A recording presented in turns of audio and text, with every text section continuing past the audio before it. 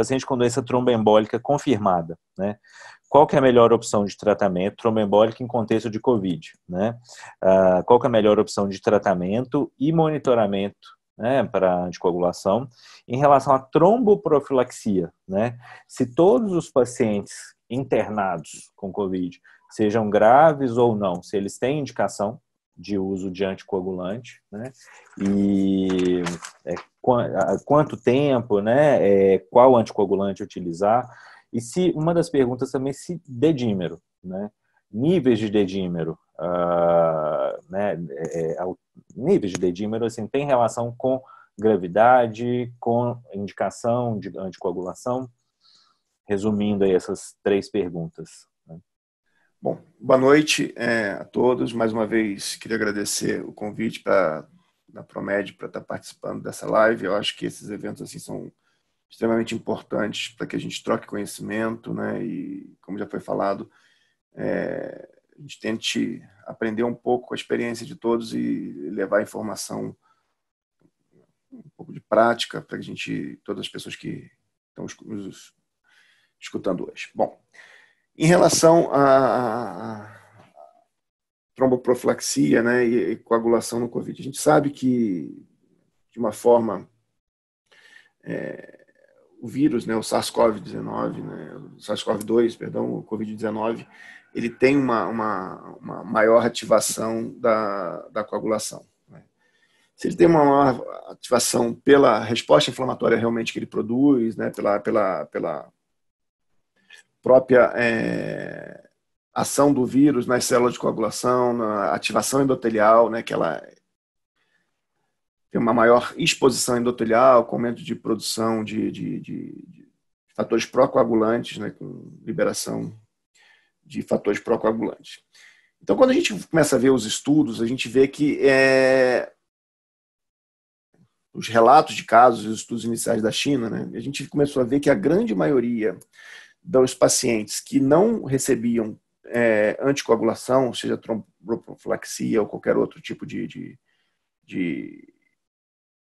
forma de prevenção de trombose, eles tinham um número maior, né, eles tinham quase 30% a 40% maior de risco de desenvolver um evento trombótico ou tromboembólico. Né? Então, a primeira pergunta é assim, que a grande maioria dos pacientes internados, ou seja, com uma gravidade maior, eles necessitam, né, deveriam sofrer algum tipo de tromboprofilaxia, essa é a recomendação inicial. Né? E qual que seria a tromboprofilaxia? Né? A tromboprofilaxia normal na grande maioria dos pacientes. Né? Então, pacientes que internam, né, uma dose de heparina de baixo peso molecular, né, ou heparina não fracionada, estaria indicado nesses pacientes que internam. E aí começa a ter o grande questionamento, né? Em relação aos pacientes de maior gravidade, que têm uma maior resposta inflamatória e aí sim um maior risco de fenômenos trombóticos e tromboembólicos, que a gente sabe que isso acontece, né? Então, assim, o que o SARS-CoV-2 faz é a mesma coisa, ele faz uma resposta inflamatória, né, sistêmica, uma sepse, né? Com disfunção, né? Então, aqueles pacientes que começam a ter algum tipo de grau de disfunção orgânica, justamente como já muito bem discutido aí pelo Dr. André, questão, você tem um desbalanço entre os mecanismos pró-inflamatórios, né? Entre substâncias pró-inflamatórias e anti-inflamatórias. Então, esse desbalanço leva a uma maior resposta inflamatória e, consequentemente, uma das disfunções que acontecem é justamente uma maior ativação endotelial, né? Com alteração de maior produção de dímero D, maior alteração de antitrombina, e todos os fatores, proteína C, proteína S, etc. A gente vai entrar muito nesse mérito. Então, esses pacientes com uma maior gravidade, né, existe uma recomendação, e também é uma recomendação da Sociedade Americana de Hematologia, que talvez esse grupo de pacientes de uma gravidade maior, né, devessem receber uma tromboprofilaxia com uma dose maior. Então, se a gente fala aí que uma prevenção, uma tromboprofilaxia com heparina, por exemplo, de baixo peso molecular, a gente está falando aí em torno de 0,5 miligrama por quilo, né, dia, o grupo né, de maior gravidade, eles orientam que talvez esse grupo de pacientes devesse receber uma dose dobrada, ou seja, 1 miligrama por quilo por dia, né? Então, essa seria uma recomendação, mas também sem muito grau de evidência. E naquele outro grupo de pacientes que tem, sim, já com fenômenos trombóticos comprovados, seja uma trombose venosa profunda ou até um grau de acometimento, né, uma tomografia já com embolia pulmonar, esse grupo de pacientes seriam anticoagulados. E aí também anticoagulação com a dose plena, né, de 1 miligrama por quilo a cada 12 horas de heparina de baixo peso molecular, ou anticoagulação plena com heparina venosa, e aí com controle do TTPA. Eu, particularmente, né, assim, o que a gente tem visto, quando existe essa necessidade de anticoagulação, a gente tem optado, normalmente, para fazer anticoagulação contínua, com heparina IV contínua, até por se tiver algum tipo de complicação, a gente consegue reverter isso mais rapidamente e a gente consegue também dar um grau de anticoagulação adequado, visto que quando a gente usa heparina de baixo peso molecular, não são todos os lugares que dosam fator 10A, né, atividade de fator 10A, então fica meio complicado de você controlar essa anticoagulação. Então, o grande ponto que acho que ainda existe um certo grau de controvérsia, né, seria naqueles pacientes de uma gravidade maior, já com algum grau de disfunção orgânica, se esse paciente deveria ou não receber uma dose de tromboprofilaxia maior ou menor. Algumas pessoas usam alguns scores de risco de tromboprofilaxia, por exemplo, o score de Padua, né? Mas todo paciente que acaba internando, ainda mais com um paciente com sepsis, esse score vai estar alterado, e então não vejo muito problema. Então, aqueles pacientes que estão internados com menor gravidade, profilaxia para todo mundo.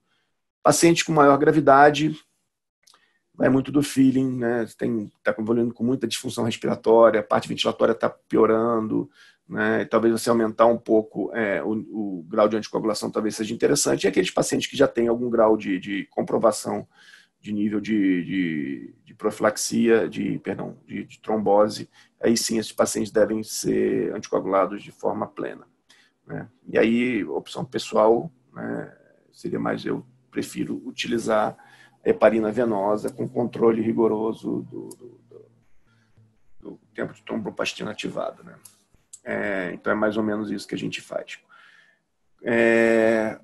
A outra pergunta, Juliana, em relação ao dedímero, né, o dedímero vai estar aumentado, né, pode estar aumentado, na grande maioria dos pacientes também, assim, proteína C reativa, dímero D, interleucina, todos esses são marcadores inflamatórios, né? Especificamente o dedímero, né, pelo SARS-CoV ter uma grande infiltração endotelial e ativação da coagulação, né, ele vai estar mais aumentado, né, pode estar mais aumentado. O que sabe-se é que assim, o dedímero não está relacionado com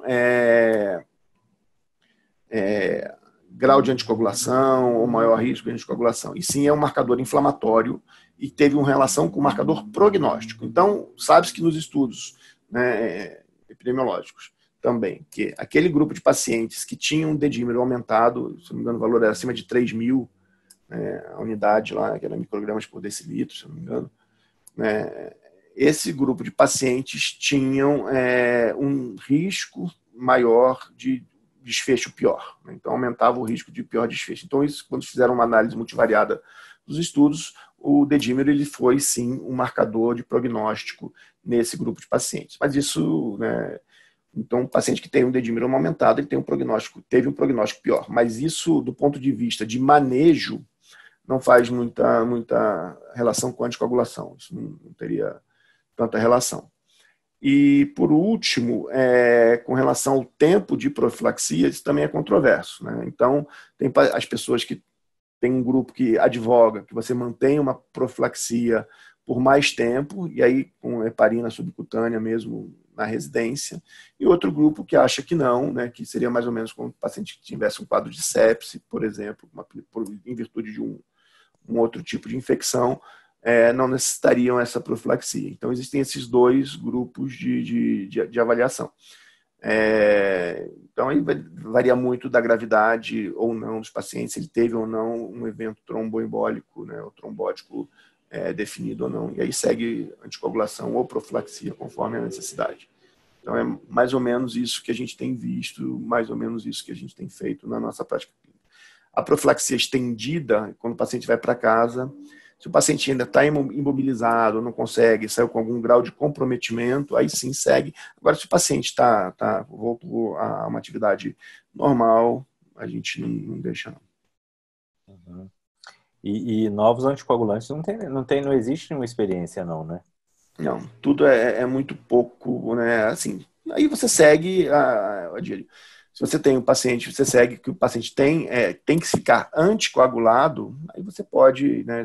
Você pode usar o anticoagulante oral, mas aí você segue também baseado no transposição de estudos, né? Como, por exemplo, com quadros de tromboses venosas ou de embolia pulmonar. Aí você pode usar os outros, mas nenhum grande estudo feito com pacientes com Covid-19 relacionado a isso, não.